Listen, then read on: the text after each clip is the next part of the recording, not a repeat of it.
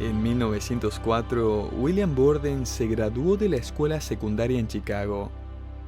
Él era el heredero de la enorme fortuna familiar, y como regalo de graduación, sus padres le dieron un viaje por todo el mundo.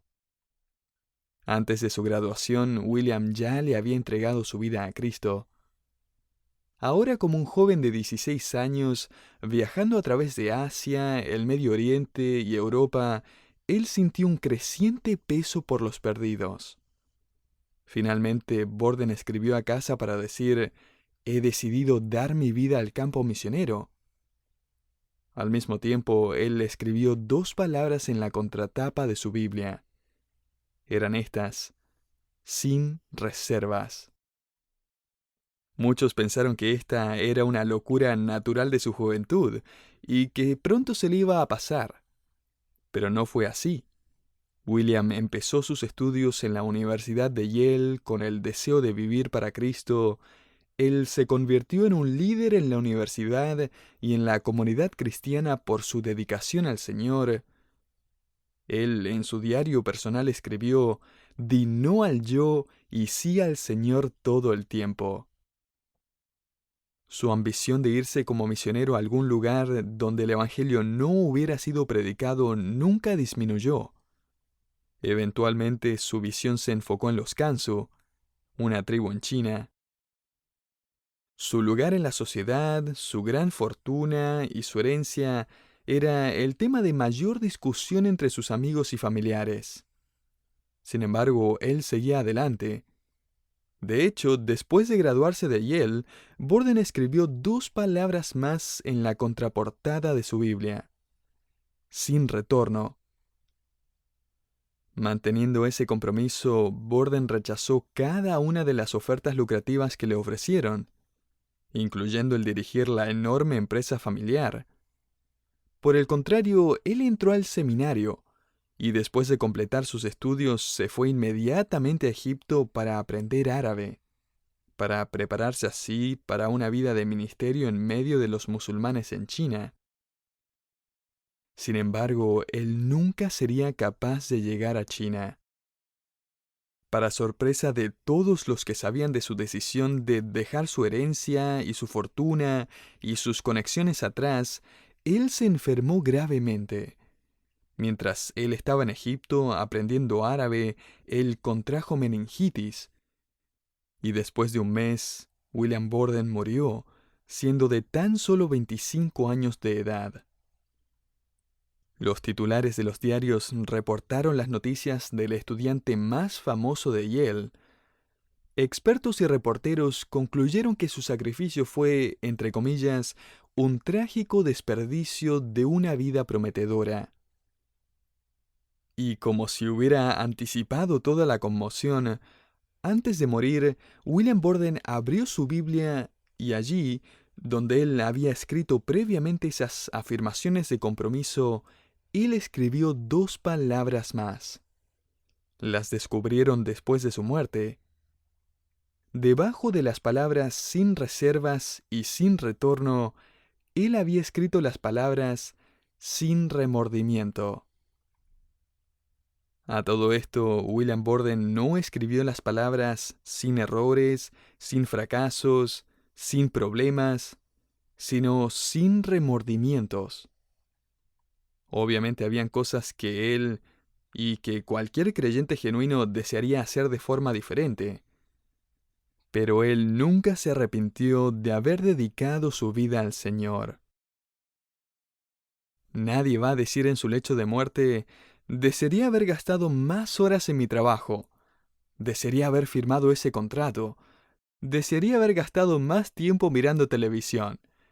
Desearía haber terminado de pagar mi casa.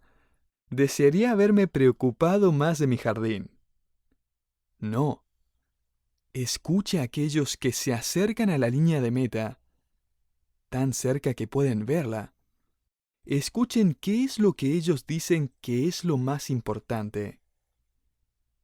Sin reservas, sin retorno, sin remordimientos en seguir a Cristo. Francamente, la única forma de vivir una vida sin remordimientos o sin arrepentimiento es entregando su vida a Cristo.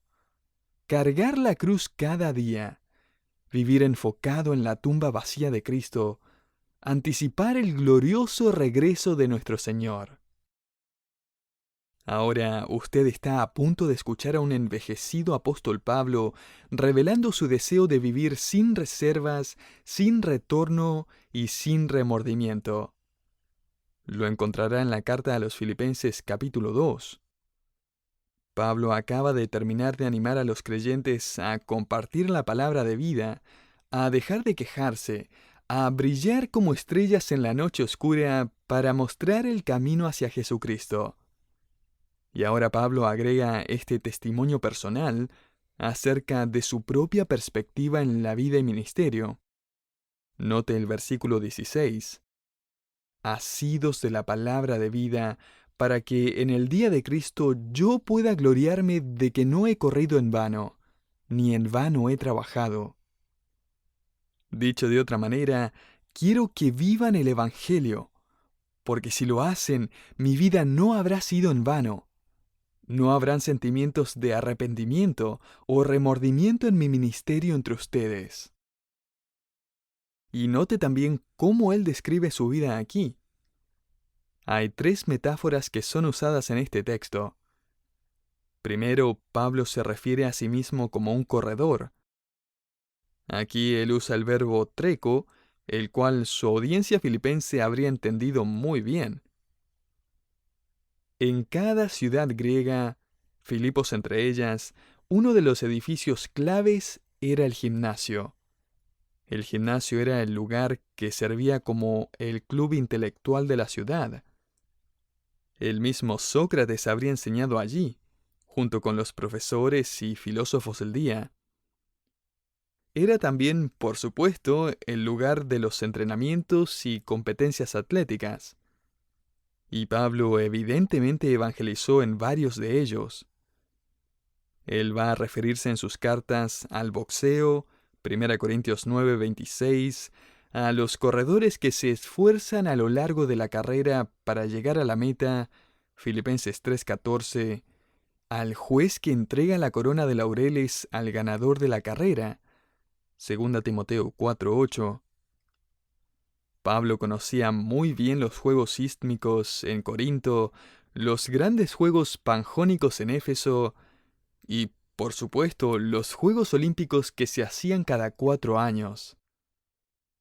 Las ciudades griegas estaban frecuentemente enfrentadas en guerras, pero cada 4 años, sin importar qué guerra o disputa hubiera, se hacía un alto al fuego y por un mes atletas venían de todas partes para competir. Filósofos y poetas venían a dar sus enseñanzas y sus últimos pensamientos. Escultores venían y esculpían estatuas de los ganadores, y luego las ciudades volvían a la guerra. Pablo va a describir acerca de correr su carrera para recibir el premio, 1 Corintios 9.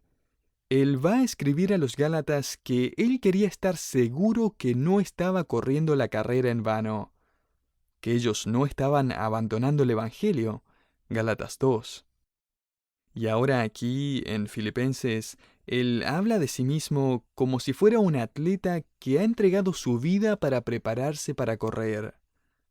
Y él esperaba que su carrera no fuera en vano. A todo esto, una carrera exitosa para Pablo no es simplemente saber que él ha vivido una vida de devoción al Señor, sino que también es saber que los creyentes en Filipos brillan como luminares, que demuestran la luz del Evangelio de Dios. Pablo está escribiendo aquí, si ustedes brillan, yo no tendré entonces ningún remordimiento al correr mi carrera. Lo cual revela la humildad de Pablo. Ahora continuemos en el versículo 16. Pablo no solo se refiere a sí mismo como un corredor, note que él se refiere a sí mismo como un trabajador. Ni en vano he trabajado. La palabra que Pablo usa para trabajar se refiere a un trabajo duro, a hacer un trabajo difícil, doloroso, intenso o extenuante. Hace alusión a una persona que queda extenuada por haberse ejercitado físicamente, mentalmente o incluso espiritualmente. Un erudito del Nuevo Testamento escribió que ambas ilustraciones, el correr y el trabajar, se relacionan estrechamente con la idea de esfuerzo y cansancio, un trabajo lleno de sudor y estrés. Y Pablo dice que todo eso vale la pena. Él escribe, no es en vano si mantienen la unidad y si muestran la luz del Evangelio en su cultura, la cual está perdida en la oscuridad. Esto es lo opuesto al orgullo. Pablo no va a considerar su carrera bien corrida solo porque él es un apóstol o porque ha terminado su carrera sin caer. ¿Y qué importa lo que hagan o lo que no hagan los filipenses? Él ya ha hecho las cosas bien y recibirá sus premios en el tribunal de Cristo. Así no es Pablo.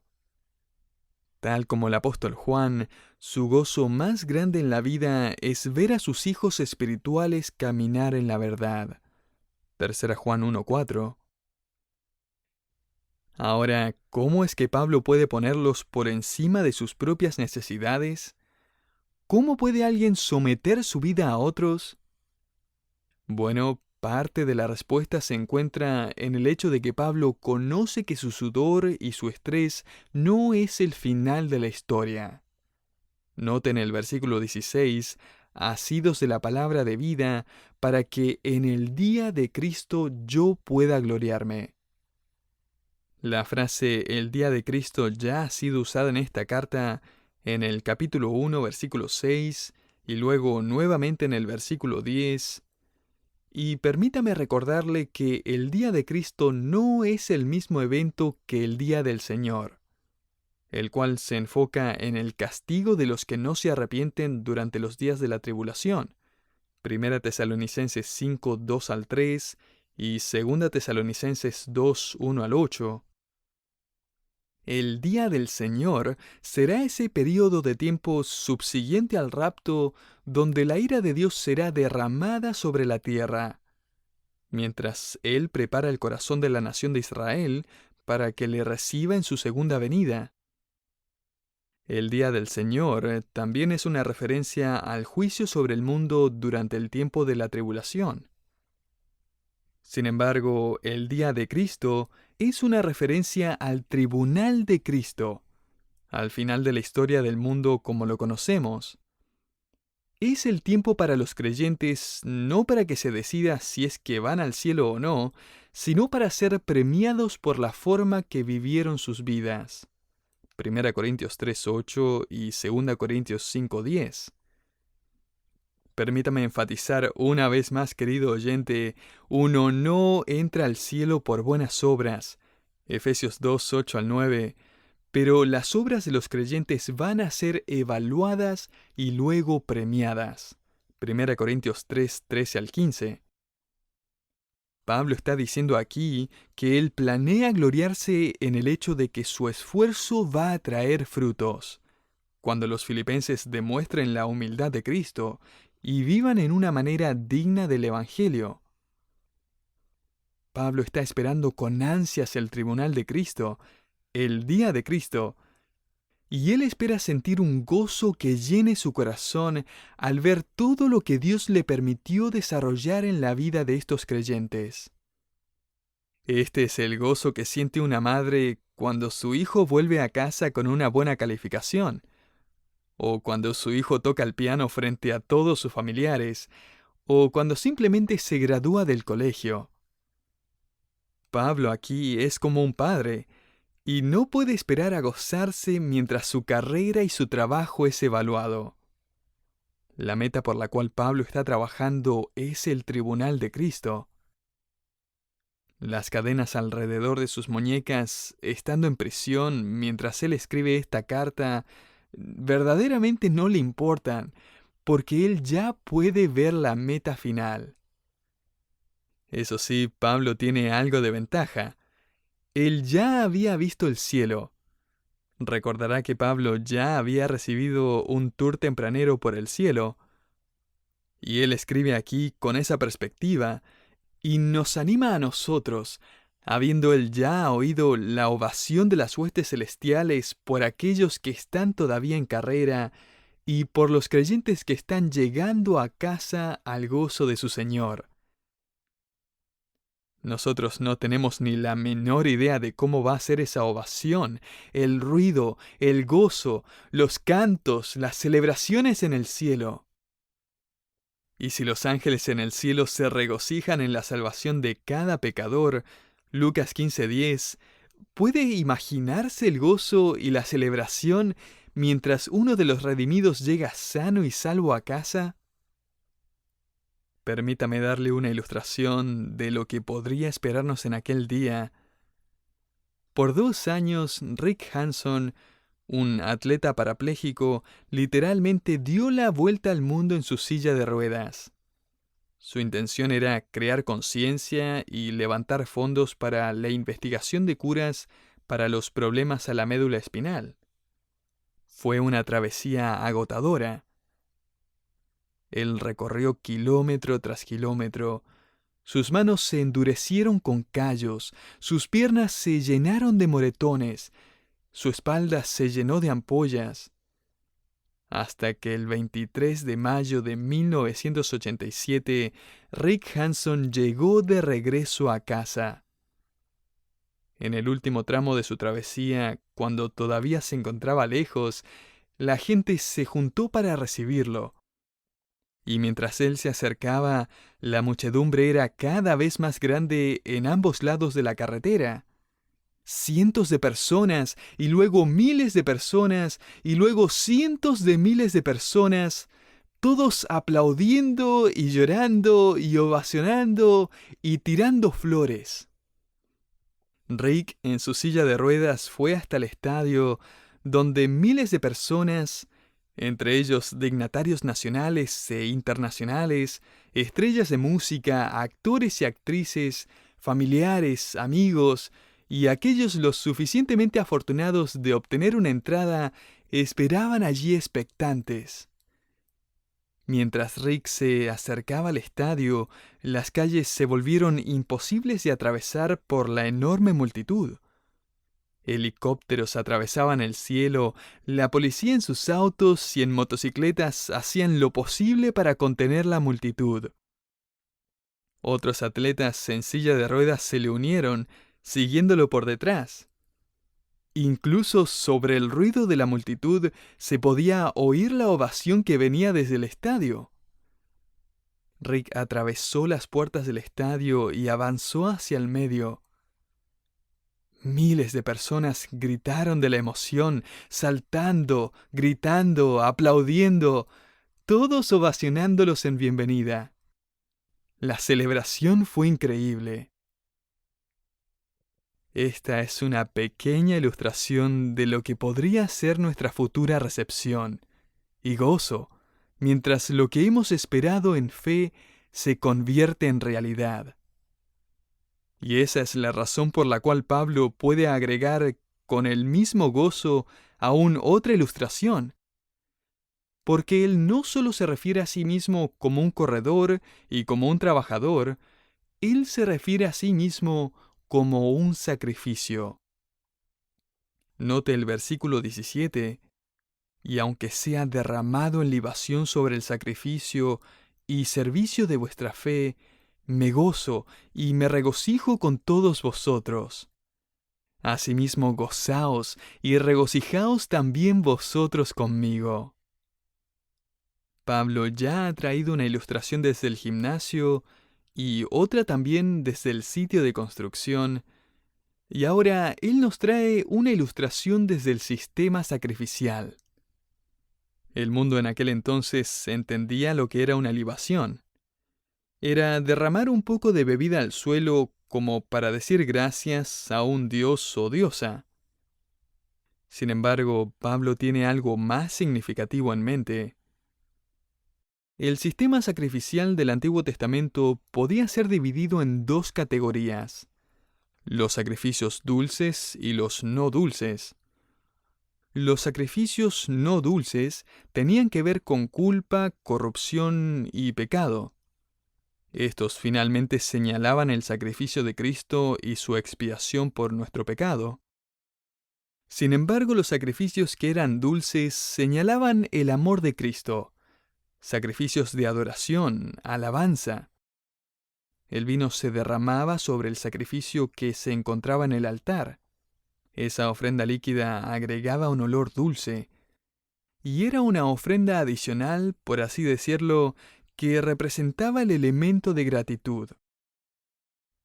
Pablo tenía en mente aquí el efecto del vino, el cual causaba que el sacrificio fuera envuelto en llamas por un breve momento y que un humo con un aroma dulce luego se elevara al cielo. Nuevamente, la humildad de Pablo aquí es increíble. Él está diciendo aquí en el versículo 17 que el sacrificio y el servicio de los filipenses es la mayor parte de la ofrenda de su fe a Dios. Eso es el sacrificio principal sobre el altar. Él básicamente dice, mi vida es solamente una libación agregada sobre su sacrificio. Dicho de otra manera, incluso si pierdo mi vida, no va a ser en vano. No van a haber remordimientos o nada de qué arrepentirse, porque yo seré como un poco de vino sobre su ofrenda, para que ésta sea envuelta en fuego y luego se eleve en un olor dulce y grato para el Señor. Ustedes, filipenses, están ofreciendo lo principal, el sacrificio de su fe por su servicio. Yo solo estoy emocionado de ser una pequeña ofrenda agregada a la suya, flameando por un breve instante para la gloria de Dios. Esta es la forma de vivir sin reservas, sin retorno, sin remordimiento. Permítame concluir con un par de principios generales. En primer lugar, vivir sin remordimiento significa posibilitar los logros de los otros. Para Pablo, uno de los premios más grandes en la vida era saber que, de alguna forma, sus esfuerzos fueron usados por Dios para traer a otros al conocimiento y el amor y el servicio a Jesucristo. Pablo, ¿qué te gustaría hacer si el fin de tu vida se acerca? Oh, yo estaría emocionado simplemente de ser parte del sacrificio de esos creyentes en Filipos, cuyas vidas he servido con la mía, para que puedan ellos a su vez servir a Cristo. No hay ningún remordimiento en aquello. En segundo lugar, vivir sin remordimientos significa desear el aplauso de Cristo, delante del cual nosotros estaremos de pie un día. Y Pablo les dice a estos creyentes en Filipos, voy a estar tan emocionado, voy a encontrar tanta gloria y felicidad en que Cristo sea glorificado en ustedes. Voy a encontrar mi mayor satisfacción en el reconocimiento de mi Salvador, cuando me presente delante de Él. En enero de 2006, el escritor Randy Alcorn tuvo la oportunidad de juntarse con la familia de Jim Elliot, en una cena que marcaba el aniversario número 50 de el martirio de Jim Elliot y los otros 4 misioneros en Ecuador. Randy escribe, mientras estaba en esa cena, conocimos al hermano mayor de Jim, Herbert, y su esposa Colleen. En 1949, años antes de que Jim fuera a Ecuador, ellos se fueron de misioneros a Perú. Por casi 63 años de servicio, ellos navegaron los ríos del norte del Perú, ellos caminaron por las montañas andinas, ellos manejaron miles de kilómetros entre pueblos y a través de la costa peruana, mientras evangelizaron y discipularon y plantaron iglesias. Me impresionó que Jim Elliot, quien es tan conocido en el mundo evangélico, fue fundamental durante su breve servicio para dejar el fundamento para la plantación de una iglesia en Ecuador. Pero su hermano Herbert, del cual la mayoría del mundo evangélico nunca ha escuchado, Dios usó para plantar no una iglesia, sino 145 iglesias a través de Perú. Herbert me dijo algo esa tarde que nunca olvidaré. Jim y yo servimos a Cristo, pero de formas diferentes. Jim fue un gran meteorito atravesando el cielo.